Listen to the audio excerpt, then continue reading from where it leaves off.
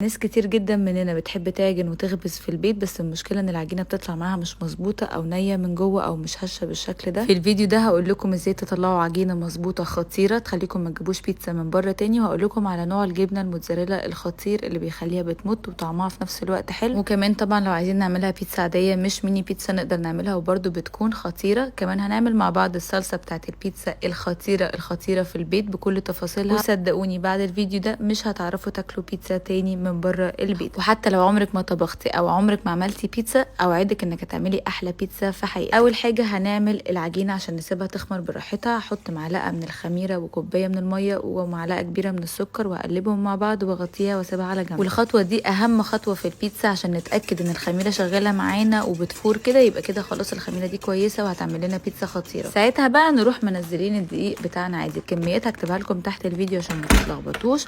هبتدي اعجن في العجينه. طب لو ما عندناش عجينه عادي جدا على ايدك هتعجني، بس هتعجني حبه حلوين يعني مش اقل من 10 دقايق ربع ساعه. وكل ما هنعجن اكتر كل ما هناخد نتيجه احلى للبيتزا. انا بحب اعجن بميه وبلبن، بس هي الاصليه بتبقى بميه بس، فزي ما انتم حابين. عايزين تحطوا ميه ولبن براحتكم، عايزين تحطوا ميه بس براحتكم، بس مع اللبن كده بتبقى غنيه وفلافي وخطيره. وقفت بقى عجن بعد ما العجينه بقت ناعمه وخطيره وبتمط بالشكل ده كده مظبوطه بالسنتي. وطبعا بيكون حسب نوع الدقيق اللي انتوا بتستخدموه، ممكن تحتاج ميه اكتر او ممكن تحتاج دقيق اكتر. بعد ما خلصت عجن كده حطيتها على الكاونتر بتاعي. الكاونتر لازم يبقى نظيف فله. مش عارفه حسيت ان انا عايزه اعجنها عجنتين كده بايدي. بعدين حطيت معلقتين كده من زيت مفازه، زيت زيتون مفازه. بعدين حطيت العجينه بتاعتي وغطيتها واسيبها بقى على جنب تخمر. خلاص دلوقتي سبتها على جنب تخمر. ابتدي بقى اعمل صوص بتاع البيتزا. خليكم امشوا بالخطوات دي بالظبط. نخمر عجينه البيتزا، بعد كده نعمل الصلصه بتاعه البيتزا، بعد كده نجهز الحشوات. هفرم كام فص توم كده فرم على ايدي او في الكبه براحتكم. وبالمره بقى بدل ما انا على البلانشه برده هقطع فلفل حامي، او طبعا انتوا لو عايزين فلفل رومي براحتكم، بس ده للحشوات مش للصلصه. وهقطع طماطم بقى للصلصه هضربها في الخلاط. للبيتزا بحب طماطم تكون مضروبه في الخلاط وبحب طماطم مبشوره، بحب احط الاثنين على بعض، ده بيديني نتيجه هايله لصوص البيتزا. وبعدين بقى هبتدي اجيب طاسه على النار. هحط معلقه من زيت زيتون مفازه اللي هو بالثوم المحمص، ومعلقه من زيت الزيتون بتاع مفازه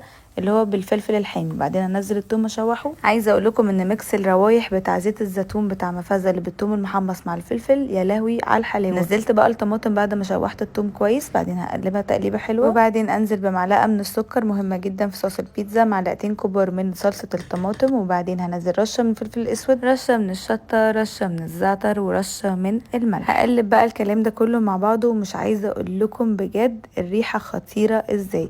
بعد بقى ما هلاقيها بتغلي كده بروح مغطيه وسايباها على نار هاديه تتسبك براحتها خالص. اجهز بقى الحشوات بتاعتي. انا هستخدم فرانكفورتر اللحمه من مفازه. عايزه اقول لكم ان ده انضف نوع استخدمته في حياتي. يعني انا اصلا كنت بتقرف جدا اشتريه وما كنتش بحب حتى اجيبه لاولادي، بس بعد ما جربته من مفازه بقينا كلنا بنموت فيه. نزلت معلقه من زيت الزيتون بتاع مفازه اللي هو بالفلفل الحامي، وبرده معلقه من اللي هو بالثوم المحمص. وبعدين هروح منزلها الفرانكفورتر اللحمه من مفازه يتشوح تشويحه حلوه. نزلت فلفل حامي اختياري، مش عايزين براحتكم، ممكن تنزلوا فلفل رومي او الوان. وهفضل اشوحهم لحد ما ياخدوا لون حلو كده. وبعدين بطفي عليها وكده تكون اول حشوه جاهزه معانا. الريحه خطيره هنا يا جماعه، انتوا مش متخيلين بجد. وتاني حشوه بقى هستخدمها هي فرانكفورتر الفراخ من مفازه، برضو طعمها خطير. ده بقى اصلا انا ما كنتش بحبه، يعني انا عامه كنت بحب اللحمه بس بتقرف منه، لكن الفراخ ما كنتش بحبه اصلا. بعد ما جربته برضو والله يا جماعه بتاع مفازه عجبني جدا جدا جدا. قطعته الاول وبعدين برضو جبت طاسه ونزلت فيها برضو معلقه من زيت زيتون مفازه النوع اللي هو الفلفل على الثوم، ونزلت الفرانكفورتر الفراخ قلبته مع فلفل حامي، وبرضو تقدروا تغيروه فلفل رومي. وكده تكون تاني حشوه جاهزه معانا. وتالت حشوه هي لانشون فراخ بالزيتون من مفازه. ورابع حشوه هي فصوص اوراق مدخنه من مفازه. كده الحشوات بتاعتي كلها جاهزه، والعجينه بتاعتي خمرت وخلاص وجاهزه، والصلصه كمان بتاعتي اتسبكت وجاهزه. مش قادره اقول لكم التنظيم ازاي بيفرق معاكم في طعم الاكل وفي نفسك في الاكل وفي راحتك النفسيه وانت بتعملي الاكل. النظام بجد حلو. نضفت بقى الكاونتر بتاعي وبقى نضيف فله. نزلت عليه العجينه وهبتدي افردها دلوقتي. اكتر حاجه نقدر عليها رفيعه نفردها، لان العجينه بتخمر تاني، فدي حاجه لو احنا عملناها اصلا سمكها تخين هتلاقيها بقت كيكه ما بقتش بيتزا. وبعد بقى بمفردها رفيع خالص ببتدي بقى اعملها الاشكال اللي احنا عايزينها. عايزين تعملوها كور، عايزين تعملوها كبيره، زي ما انتوا عايزين اعملوا، بس المهم تكون رفيعه جدا. نشيل بقى الزوايد دي وبنرجع نفردها ونعملها وهكذا لحد ما نخلص الكميه الكميه كلها. جبت صينيه الومنيوم، ويفضل تكون الومنيوم مش مدهونه اي حاجه، وبعدين حطيت العجينه، وبعدين ابتدي احط الصلصه بتاعتي، احاول افردها كويس. بعدين ننزل بقى الحشوات بتاعتنا، واخر حاجه ننزل بيها هي الجبنه الموتزاريلا، وانا هستخدم بتاعت مفازه خطيره بتمط معانا وطعمها خطير، جربوها هتعجبكم جدا. وبعدين بدخلها فرن يكون متسخن يعني من 10 ل 12 دقيقه او حسب الفرن بتاعكم يعني. وهفضل اعمل كده بقى لحد ما اخلص الكميه بتاعتي كلها. وزي ما قلت لكم، عايزين تعملوها ميني بيتزا براحتكم، عايزين تعملوها بيتزا كامله براحتكم. لازم لازم لازم تجربوها، هتبطلوا تجيبوها من بره. هستناكم تجربوا الوصفه، وهستنى رايكم واسئلتكم في الكومنتس. بفرح جدا لما تبعتولي الصور اللي انتوا نفذتوها. بحبكم قوي قوي.